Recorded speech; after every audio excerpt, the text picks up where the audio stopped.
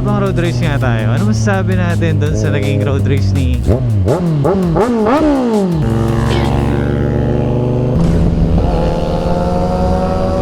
Tanggap ko naman na may mas mabilis sa akin. Kahit hindi big bike yung dala nila, nasibak tayo. Ano ang problema doon? Gusto mo magpa-picture sa bike? Picture lang kita. Upuan mo. 1, 2, 3. Eto, big bike rental to. Ito naman yung channel ko sa YouTube. Sa mga pumupunta ng DRT, pabalik, mag-iingat kayo dito. Dito maraming na-overshoot, ano? Dahil sobrang siko.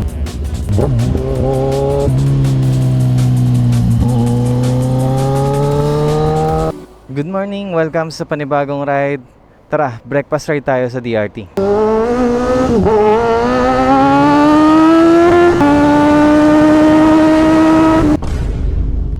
Look at that road.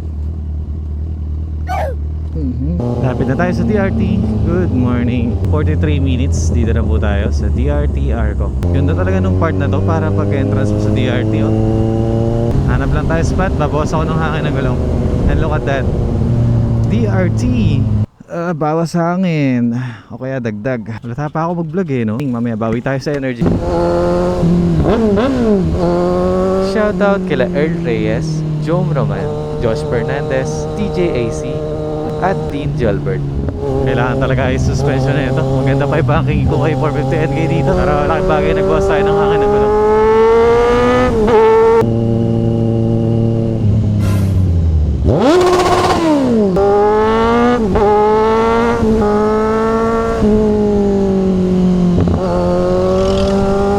Entra kanina, bilis eh. Madami siyang madadamay ng pagkalat. Ito para sa mga kapwa ko riders hindi ito maintindihan ng general public. Kung may riding style kayo, panindigan nyo na lang yun. Kung mabilis, kung mabagal, kung sakto lang, doon na lang kayo mag-pacing. Kanina nagbagal tayo, nag-chill tayo. Hindi yun yung linya ng pagpapatakbo natin. Doon pa tayo na po prone eh, no? Tapos yan, dagdagan lang natin ang dasal. At warning na lang din yung kanina na mas mag-iingat tayo. Katulad yan, dami na kahinto. Pwede maglabasan yung mga yan kahit di natin mapasok agad.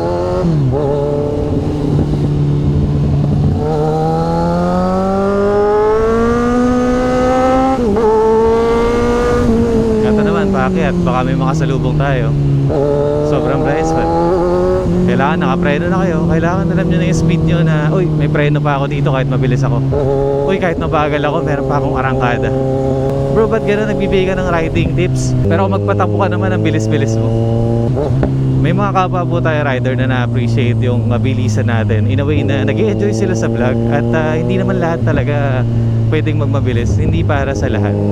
Ako gusto ko rin naman magbagal. Pero nasa nature ko na mabilis ako.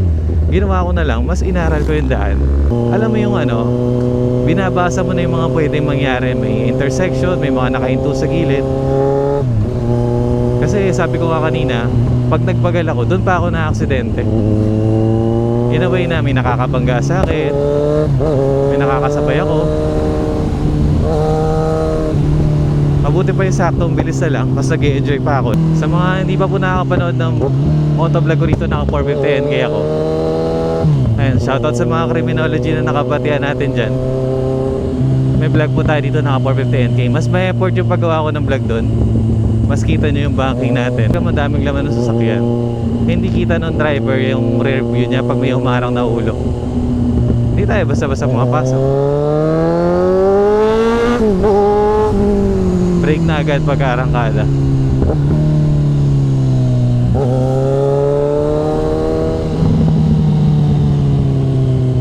Smooth lang. Tanggap ko naman na may mas mabilis sa akin. Kahit hindi big bike yung dala nila, nasibak tayo. Ano ang problema doon? Mahanga pa nga tayo. Basta smooth yung ginawa, hindi naman siya delikado. Go lang. Kasi isa yan sa enjoyment sa pagmumotor eh.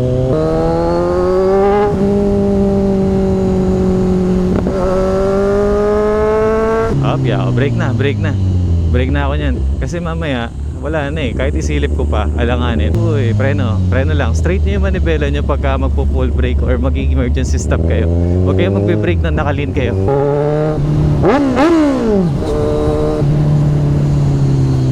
Kaya sa abulin nyo pa ng liko, mag-i-slide lang din kayo. Tapos ang brakes po natin, timplahan.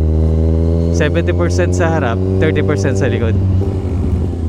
Ito matarik to eh, mini Baguio tawag nila dito. Ay, tingnan yung ingay ng scooter. Ganun katarik, no? Ayoko lang sa mga ganong sudden and emergency brake pag may nakabangga sa likod mo. Kaya iba talaga yung bantay, sarado ka sa mirrors eh. Para kahit nag full brake ka, alam mo kung may makakabangga sa'yo, alam mo kung saan ka iiwas. Diba? Hindi lang ito inaalala natin pagka nagdadrive tayo at nagmumotor eh. Naalala din natin nasa likod natin. Pero sa group ride, kagandahan, pwede mo nang hindi alalahanin yun. Wait, daan tayo dyan mamaya. May magandang ano dyan eh, staycation or resort. Parang kala mo wala ka sa Bulacan eh. So pag group ride, like na na-experience ko sa Marilaki, alam mong sanay yung mga kasama mo, intindihin mo lang inaasarapan mo, silang bahala sa likod mo. Pero kahit na ganun, inaalala pa rin po natin sila. Yan yung solid ride doon sa Marilaki natin. Sana mapanood nyo rin po. Tulad niya, no? Tingnan sa likod habang dumabagal kayo. Para kung lalabas kayo dito, alam nyo walang tutuhog sa inyo sa likod. At senyas na rin yun sa nasa likod nyo. Mas lean na lean si 450 NK sa pag-backing ko rito. Mas mabilis. Pero nakakapag-lean naman tayo kay C1. Pero not all the time. Pero siguro magtataka sa inyo, bro, ba't ka naka-heavy umaga? Hindi naman po yan nakakasilaw sa umaga. At dagdag visibility po yan, no? Para mas alam nila na paparating na tayo. Dahil tagapin na po natin na kahit hindi mo sadyang mabilis sa big bike, pagka konting piga mo lang dito, hindi mo sinasadya, mas mabilis ka sa mga small cc na hindi rin nagmamadali.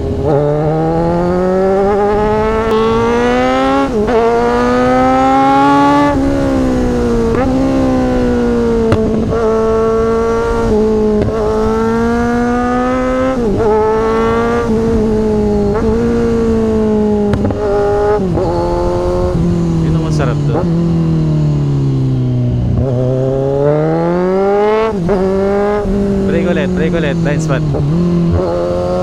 Okay, pasok. Isipin nyo may sasalubong sa inyo na ready kayong kumanan.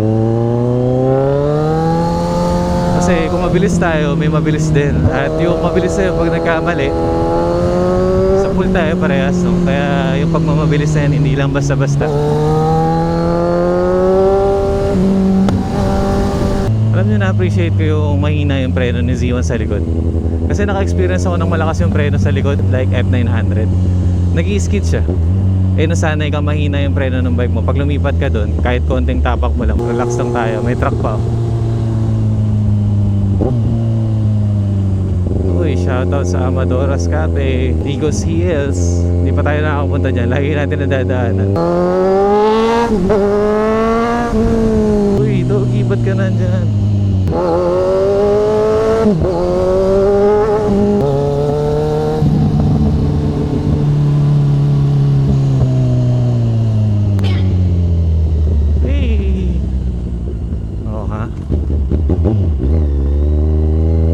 Walang matarik or walang malalim na siko sa mabagal na liko. Ganda ng parking mo kuya sa kurba pa ya. Diyan ka pa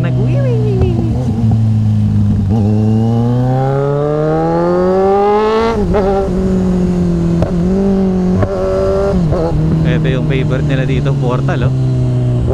Kaya lang wala na namimitik dito.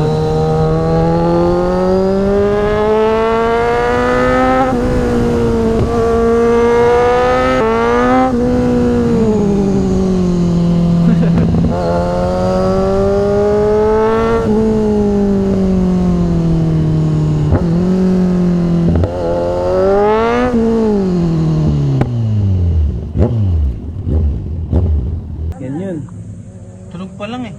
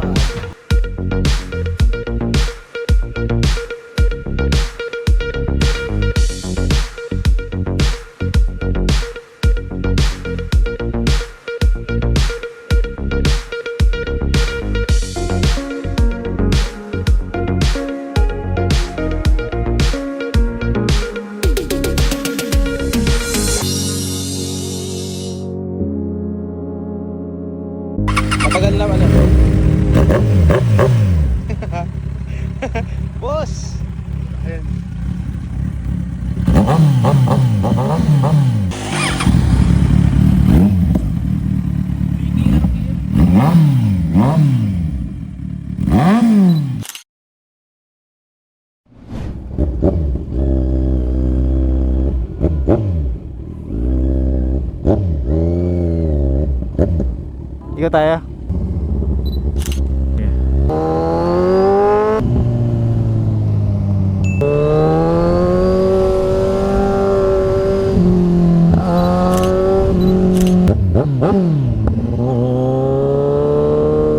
Shoutout kay Miko Rogab.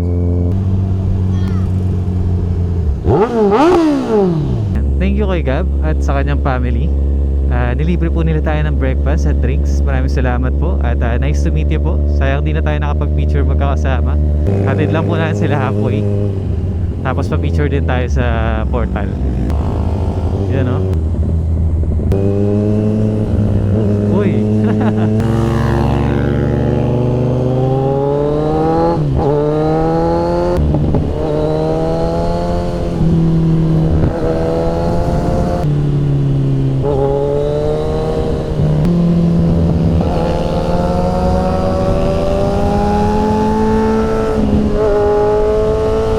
Meron ka rin ko sa akin dami. Thank you, thank you. Next time ulit. Shoutout mo ko dyan sa vlog mo. Motowell in the house. Ingat, ingat. Chat na lang.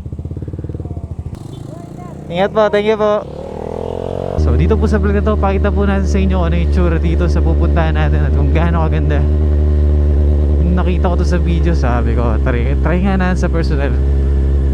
Kamusta? Same kaya ng ganda nung nakita natin sa video. Mag-i-inquire lang po sa loob. Ayan, okay. Thank you po. Good morning po. Pwede po kaya magtanong kung pwedeng mag-vlog? So yun po, negative bawal mag-vlog pag di naka-check-in. Tama nga naman. Usapang road race nga tayo. Ano masasabi natin doon sa naging road race ni... So nung napanood ko yung video ni Boss Iana, hindi ko naman siya dahil sa naging race niya. Baka talagang nagit-git siya or talagang hindi maganda yung ginawa sa kanya ng pickup. Kaya lang, na-realize ko rin, naku, halo ang reaksyon ng mga tao dito at hindi lahat maintindihan siya at pagka in-analyze mo mabuti, may mali nga rin talaga si Boss Yana, no? Problema lang, hindi good influence sa mga kapwa niya, content creator, sa mga followers niya yung pinakita niyang attitude, no? Kumbaga kung tao ka lang, hindi ka influencer, maintindihan namin ganun reaction mo, maintindihan namin. Pero kahit na ganun, wag sana ganung reaction. Lalo na kung sikat na influencer ka na, hindi nga magandang example yun, ano. Mas okay pa yung mga comment na may facts para bigyan ng lesson si Yana at yung pickup driver at yung pinaka-post niya. Pero iba may mabash na lang eh. Wala nang sense yung mga pinagsasabi. Yun ang nakakalungkot dun. Kaya tayo pag na-issue tayo, yari. Dalawa lang yan pag na-issue ka eh. Sisikat ka or lalo ka mawawala ng mga followers. Sakto, may nagtanong din kasi sa comment section si Marquez, napasabak na ba daw ako sa road rage na hindi ko lang pinakita siguro sa vlog, baka ganun. Wala pa naman boss. Road rage na nag-abot, wala. Mga kantian lang, like may sumingin sa akin, pinauna ko na. May sumingin sa akin, binombahan ko, ganun. Sumalubong sa akin, binombahan ko. Pero yung kasi mga ganun, hindi dapat ina-upload eh. Kasi hindi siya magandang example.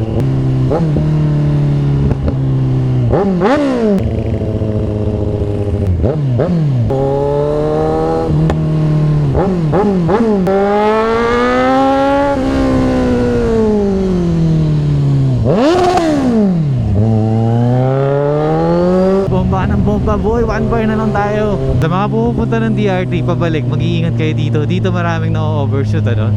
Dahil sobrang siko.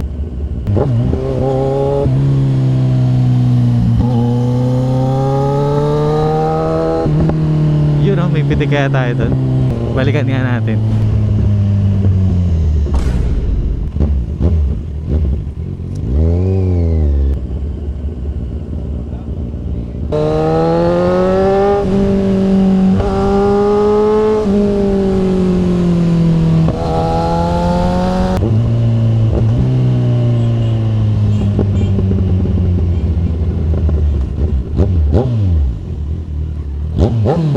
Dito yung papunta ng Cafe Fiat guys, ah.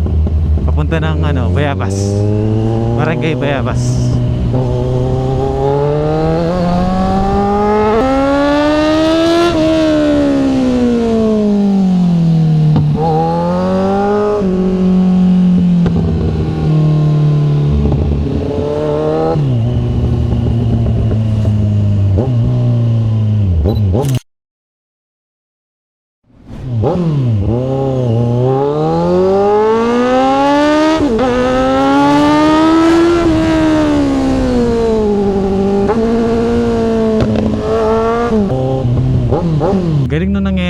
dito guys, oh. Merong truck sa unahan. Tapos nagbagal yung mga nasa likuran natin. Just in case nga naman na mawala ng control tong truck. Pakita ko sa inyo. Ayun, umaahon. Safety sila dun, ah. Galing nila dun, ah. So ito yung truck ang bagal umahon kanina. Tapos lahat nasa likod nakahinto. Kala ko kung ano meron eh. Hinintay mo na nilang makaahon ng todo tong truck bago sila sumunod. Yung mga isa sa safety driving pagka nakasasakyan, kung gusto nyo talagang safe kayo sa mga ganyan truck at sa mga kasabay sa daan. Teka, check ko lang yung wallet ko. Baka di kaya full tank eh. Gusto mo magpa-picture sa bike? Picture lang kita. Upuan mo. Sige, upuan mo. Baka mapasok ka. Huwag ka didikit sa ano, makina, mainit. Yan. 1, 2, 3. Yun. Eto, Big Bike Rental to. Ito naman yung channel ko sa YouTube. Okay, thank you rin. Check ko lang kung may pang full tank ako. Ayun, meron. Yan lang di makita, oh. 802, 12 liters. Kulang 3. Sige, kuha ko. Ah, sinagot mo yung 3? Okay lang? O sige, thank you. Kaya ko naman kumuha ng 3. Okay, thank you ah. Nalibre pa tayo ng 3. Thank you. Okay, ang trip natin is 175.6, 12.8 liters. Compute natin sa screen.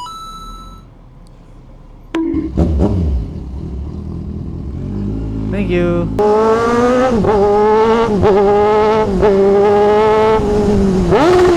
Maraming salamat sa mga umaabot sa dulo ng video natin. Dito na po na rin tatapusin sa traffic yung ating motovlog. See you on the next vlog.